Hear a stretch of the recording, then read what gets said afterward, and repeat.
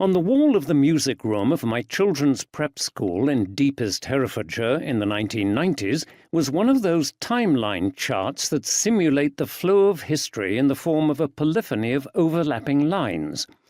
Music history began sparsely with Perrotin, Machaut, Dufay, then broadened out into the Renaissance, Josquin, Palestrina, Victoria, Tallis, Byrd, etc. A well-populated era, it seemed. The 17th and 18th centuries likewise were busy times for music.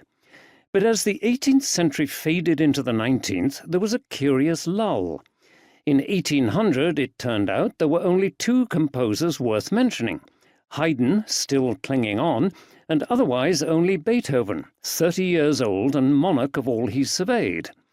A few years into the new century, things picked up again, but for a few short years it looked as if music history had practically died out, preserved only in the musical Noah's Ark by a single pair of composers. Beethoven's superiority was certainly no myth. It was recognized in his own day by composers, performers, patrons, and musical institutions all over Europe, and even, from quite early on, America. In 1803, the Paris piano manufacturer, Sébastien Erard, sent him a piano as a gift that was also, of course, a promotional exercise.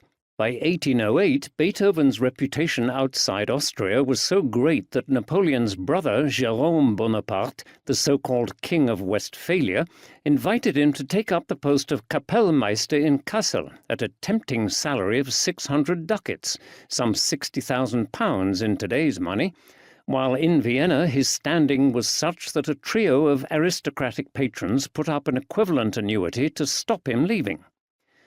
Above all, Beethoven's fame tended to act as a magnet for sweeping historical classifications, both in his lifetime and in the years that followed.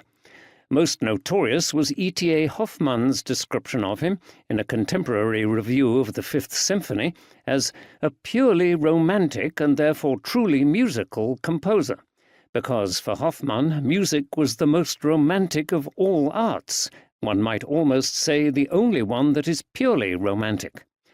Admittedly, Hoffmann also considered Haydn and Mozart to be romantic, though his verbal portraits of their music suggest that their romanticism was largely in the mind of the writer.